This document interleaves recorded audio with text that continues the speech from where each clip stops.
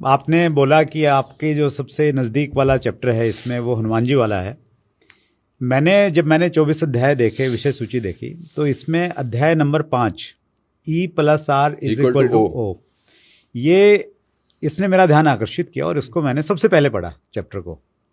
इसके बारे में थोड़ा डिटेल से बातचीत करते हैं। और मुझे बहुत ये एक बिल्कुल अलग सी चीज़ लगी, और जब मैंने अपनी ज़िंदगी पे भी इसको लागू करके देखा तो मुझे लगा कि यार बहुत वैलिड है, क्योंकि आदमी कहीं ना कहीं चेक करता है और फिर लगता है कि यार 100% सही है।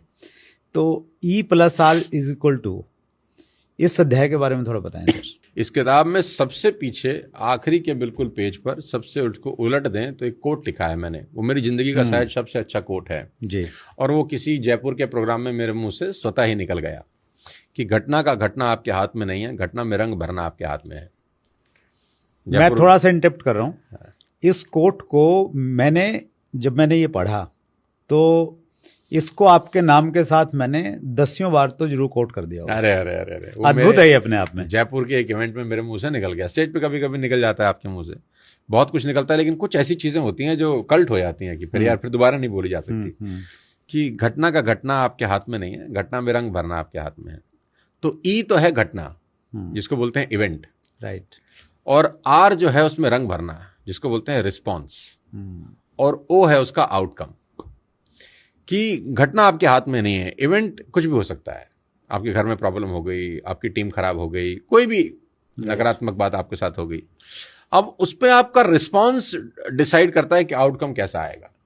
कभी कभी क्या होता है, छोटी सी घटना में हमारा रिएक्शन इतना खराब होता है कि घटना तो तिल मात्र की होती है और रिएक्शन इतना हमारा खराब होता है कि आउटकम और बर्बाद हो जाता है। झगड़े हो रहे हैं रोड पे, हाँ, मतलब छोटी सी बात थी, 2 गाड़ी का बम्पर लग गया, आप दोनों उतर गए, गाली गलौज होगी, इतने में मर्डर हो गया। मतलब बम्पर को ठीक कराने की कीमत 500 रुपए थी, आदमी चला गया।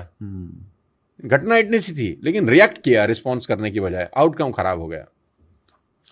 इसके 2-3 उदाहरण मैं आपको देता हूं। प्लीज। अब जब शूर्पणखा रावण के पास भागती हुई आई ना कि मेरी नाक काट दी, अब ये घटना है एक जी, ठीक, कि कोई गया, उसकी नाक कट गई, अपने भाई को कंप्लेंट कर रही है कि मेरी नाक कट गई, ये घटना है। अब इसका रिस्पॉन्स क्या है? अब रावण ने इसका रिस्पॉन्स ऐसे दिया कि बहना छोड़ूंगा नहीं, जिसने तेरी नाक काटी है उसको तो मैं दिखाता हूं अब। ये है रिस्पॉन्स।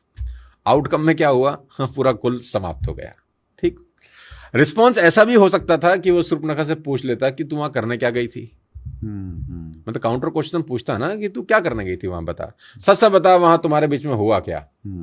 ये क्रॉस चेक करने दे मेरे को। हाँ, मुझे एक बार पता कर लेने दे कि मेरे वो उनका पॉइंट ऑफ व्यू भी जान लूं, जिन्होंने तेरी नाक काटी है, कि इन्होंने नाक काटी क्यों। तो अगर ये 3 सवाल पूछ लेता कि वहां हुआ क्या, तू वहां करने क्या गई थी, एक बार मैं उसका पक्ष भी जान लूं, तो रिस्पॉन्स बहुत बेहतर होता। रिस्पॉन्स में मां का हरण नहीं होता, और आउटकम कैसा होता? राज करता। लेकिन उसका रिस्पॉन्स कैसा था? वाहियात। घटना तो सिंपल थी, लेकिन रिस्पॉन्स वाहियात था, तो आउटकम में कुल समेत मारा गया। अब दूसरा उदाहरण लो। द्रौपदी ने दुर्योधन को पानी में गिरते देखकर बोला, अंधे का बेटा अंधा। यह भी घटना है। यस, अंधे का बेटा अंधा। अंधा। अब उसका रिस्पॉन्स कैसे आया? उसने बोला, जब मौका मिलेगा तुझे बताऊंगा मैं। उसने चीर हरण किया। आउटकम क्या हुआ? 100 भाइयों समेत खत्म, समाप्त। रिस्पॉन्स ऐसा भी हो सकता था कि उसके बोलने से थोड़ी ना तू अंधा हो गया। भाई, उसने अंधा बोल दिया, उसके बोलने से तू अंधा नहीं हो जाता था भाई। अब आपको किसी ने गधा कहा, किसी के गधा कहने से तो आप गधा नहीं होते ना, लेकिन जैसे तुमने बाजू चढ़ाई कि तुझे बताता हूं अब हुए कि तुम गधे।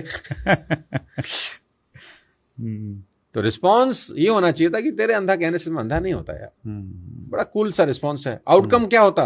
कोई दिक्कत नहीं थी, लेकिन रिस्पॉन्ड क्या था कि तुझे बताता हूं मैं। अब तीसरा एग्जाम्पल देता हूं, आपकी ऑडियंस पागल हो जाएगी सुनकर, प्लीज। तीसरा एग्जाम्पल इसका यह है कि इवेंट इतना खतरनाक है, और रिस्पॉन्स देखना फिर आप। इवेंट ऐसा है कि सौतेली माँ राम को कहती है 14 साल के लिए चला जा। सौतेली माँ, बायोलॉजिकल माँ भी नहीं जी, 14 साल के लिए चला। कितना खतरनाक इवेंट है। निरपराध आदमी जिसकी कोई गलती नहीं है, उसको बोला जा रहा है तो 14 साल के लिए चला जा। अब रिस्पॉन्स देखो। उसने कहा, माँ बस इतनी सी बात। आउटकम देखो कि वो एक राजा मर्यादा पुरुषोत्तम भगवान राम में कन्वर्ट होके लौटे 14 साल के बाद। ये है आउटकम। और आउटकम इवेंट की वजह से डिटरमाइन नहीं होता, आउटकम रिस्पॉन्स की वजह से डिटरमाइन होता है। अब 3 आपको मैंने अलग अलग एग्जाम्पल दिए, पहले 2 में रिस्पॉन्स इतना वाहियात था, कुल समाप्त हो गया, और तीसरे में रिस्पॉन्स इतना शालीन था कि आज युगों बाद भी भगवान राम की चर्चा होती है सिर्फ उस एक रिस्पॉन्स के कारण। अगर वो अटक जाते उस दिन कि मैं नहीं जाता, मैं कैसे चला जाऊं, गृह युद्ध हो जाता। लेकिन रिस्पॉन्स इतना शानदार था कि अरे भरत बना मैं बना एक ही बात है। देखो कमाल हो गया है। सारा खेल उस आर का है वत्स साहब, जो ई के बाद आता है।